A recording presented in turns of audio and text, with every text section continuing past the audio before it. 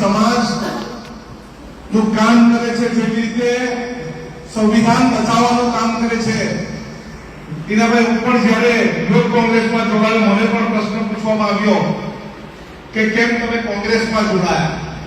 આપણે બધા યુવાનો કોંગ્રેસમાં જોડાયા છે ત્યારે એટલી વસ્તુ જાણી લેવી છે, આપણને કોંગ્રેસે શું આપ્યું છે.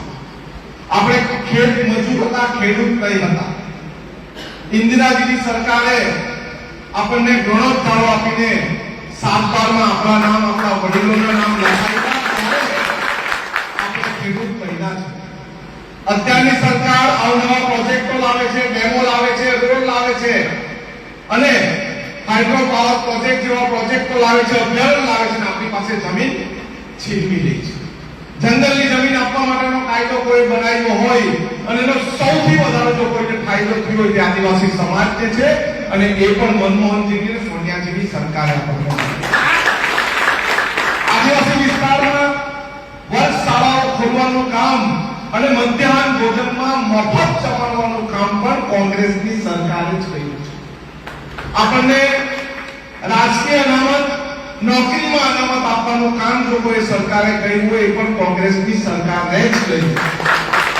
આપણને પોસ્ટ મેટ્રિક શિષ્યવૃત્તિ આપવાનું કામ હોય, પૈસા એક્ટમાં, બંધારણમાં આપણા હક અને અધિકાર બચાવવાનું જો કોઈ કામ કર્યું હોય, આપણી જમીન સુરક્ષિત રહે અને રક્ષિત સંરક્ષણ થાય એના માટે 73 એનો કાયદો જો કોઈ આવ્યો છે, કોંગ્રેસની સરકારે આપ્યો છે અને એટલા માટે ટીનાભાઈ આપણે કોંગ્રેસની સરકાર સાથે જ છે.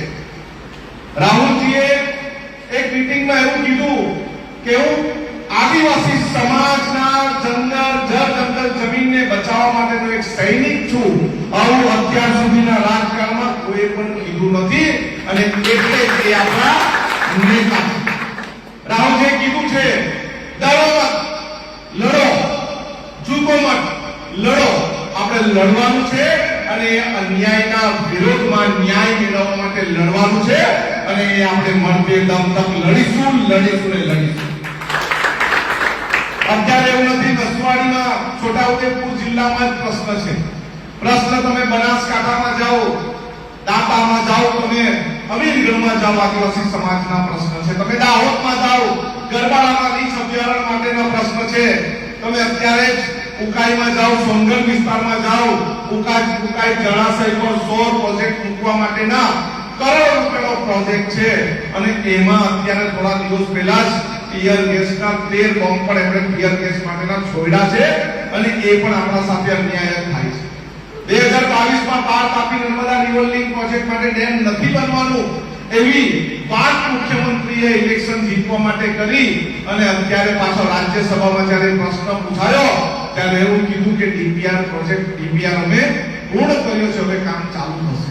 એટલે જુઠ્ઠું બોલવાનું, આદિવાસી સમાજની જંગલ જમીન લૂંટવાનું, આદિવાસી સમાજના લોકોને, આદિવાસી સમાજના બાળકોને શિક્ષણ ન મળે એના માટે દાખલાઓ ન આપવાના, પોસ્ટ મેટ્રિક શિષ્યવૃત્તિ કોઈ પણ ભોગે સંજોગે બંધ કરી દેવી, વર્ગ શાળાઓ બંધ કરી દેવી અને અત્યારે જે નરેન્દ્રભાઈએ વાત કરી શિક્ષણની ભૂખ પૂરી ન કરવાને મજૂર બનાવવા માટે આપણી શાળાઓ બંધ કરવાનું ખાવતું જો કોઈ કર્યું હોય એ ભાજપની સરકારે કર્યું છે અને ભાજપના લોકોએ કર્યું છે.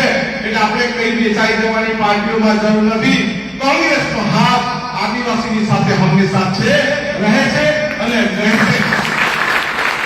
આ વિસ્તારમાં આદિવાસી સમાજ બહુલક છે. ક્યારે અન્ય સમાજ પણ જે કચડાઈને જીવે છે, અન્ય સમાજ માટે પણ આપણે એમની સાથે રહેવાનું છે અને એમના હાથ પણ મજબૂત કરવાનું છે.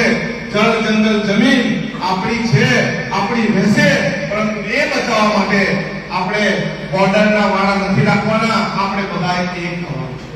ત્યાં પ્રશ્ન છે 18-19 ગામનો અને ત્યાં ડુંગર ભીલ છે સમાજ કે ભીલ સમાજ છે કે વસાવા સમાજ છે કે તળવી સમાજ છે કે દળવી સમાજ છે કે રાઠવા સમાજ છે, કુકડા સમાજ છે, ગામિત સમાજ, ચૌધરી સમાજ, જોડિયા સમાજ, આ બધા વાળા તોડી નાખવાના છે. આપણે કોણ છે? આપણે આદિવાસી છે અને આદિવાસી સમાજના હક અને અધિકાર બચાવવા માટે આદિવાસી બનીને આપણે જવું પડશે. જ્યારે આદિવાસી સમાજ બનીને આપણે જઈશું અને આદિવાસી સમાજની જમીન બચાવશું તો જ આપણે બનશું. અત્યારે આપણે શું કરીએ છીએ? અત્યારે આપણે ખેતી કરીએ છીએ ને પશુપાલન કરીએ છીએ, આટલું જ કરીએ છીએ ને. એ સિવાય બધા પાસે નોકરી છે? જો આપણી પાસે જમીન હાઇડ્રો પ્રોજેક્ટમાં જશે, પાવર પ્રોજેક્ટમાં જશે, આપણી જમીન સૌર ઉર્જા માટે જશે, આપણી જમીન થશે કેવીના મોટા મકાનો બનાવવા માટે જશે, આપણી જમીન રોડના મોટા પ્રોજેક્ટોમાં જશે, આપણી જમીન રોડમાં જશે, અભયારણ્યમાં જશે, ડેમ પ્રોજેક્ટમાં જશે, તો આપણને ફરી પાછા ભાજપના લોકો જ આપણને મજદૂર બનાવશે, ખેત મજૂર બનાવશે. અને આપણે ખેત મજૂર નથી બનવાનો, આપણે ખેડૂત છે. આપણે કણી કનસરી નાખીને કરોડો ને અબજો મણ ટન ભાર ડાંગર પકડીએ છીએ અને એ જ પકવવાનું છે. જે પણ બજાર વિસ્તારમાં લોકો એવું કહેતા હોય કે અમારા વગર ગ્રામ્ય ટકતું નથી, પરંતુ એ વાત ખોટી છે. આપણે પશુપાલન છે, આપણે દૂધ ભરીએ છીએ ને બરોડામાં, તો બરોડા વાળા દૂધની ચાબી જ રીતે ને હવારે ચાબી મળે ને. ત્યાં કોઈ પશુપાલન કરે છે? કોઈ નથી કરતું, આપણે કરીએ છીએ. આપણે ડાંગર પકવીએ છીએ, આપણે જુવાર પકવીએ છીએ, આપણે ઘઉં પકવીએ છીએ, આપણે મકાઈ પકવીએ છીએ, ત્યારે આપણને રોટલા ખાવાના મળે છે. એટલે આપણે કઈ નાના સુના નથી, પરંતુ આપણામાં સંગઠન નથી, આપણામાં એકતા નથી. અને એકતા કરીને સંગઠિત થઈને એક પક્ષના ઉદાહરણ હેઠળ આપણે જો રહેશું તો આપણને કોઈ મારી નહીં શકે ને કોઈ પ્રોજેક્ટ. અમે ઘણા બધા પ્રોજેક્ટો અટકાવ્યા છે. અમને વાપી શામળાજીનો રસ્તો છે, વ્યારાથી વાપી સુધી રસ્તો, એનું નવું સંપાદન થવાનું હતું. 1600 કરોડનો પ્રોજેક્ટ અમે અટકાવ્યો. ભારતમાલા રોડ પ્રોજેક્ટ અમારા વિસ્તારમાંથી જવાનો હતો, અમે એને અટકાવી દીધો છે. અમારા ત્યાં બે છોકરાઓ જેને પોલીસ સ્ટેશનમાં કસ્ટોડિયલ ડેટ પંખા સાથે લટકાવી દીધા હતા, એના 6 પોલીસ વાળાને અમે જેલના સળિયા બતાવી દીધા છે. 16 જેટલી રેલી કરીને મુખ્યમંત્રીને ગાંધીનગરથી ઘૂંટણીએ પડવા માટે અમે સુરત બોલાવ્યા છે. આપણો આ પ્રોજેક્ટ આ વિસ્તારમાં જો આપણી જનરલ લૂંટવાની જો વાત કરતું હોય તો આપણે એ સરકારને પણ ઘૂંટણીએ પાડશું અને એ સરકારને પણ આપણે બેસાડીશું. પરંતુ જ્યારે આપણે કોંગ્રેસ પક્ષના હોદ્દા હેઠળ કોંગ્રેસ પક્ષના સ્ટેજ પર આપણે એક મંચ પર ભેગા થઈને આપણી લડાઈ લડવી પડશે ને તો જ આપણે જીતીશું. કાલે પણ હાઇડ્રો પાવર પ્રોજેક્ટનો પ્રોગ્રામ આપણો નસવાડીમાં કેસવાડીમાં છે, ત્યાં તમે બધા આવો એવી સૌને અભ્યર્થના. સૌને જય આદિવાસી, જય જોહાર, જય કોંગ્રેસ.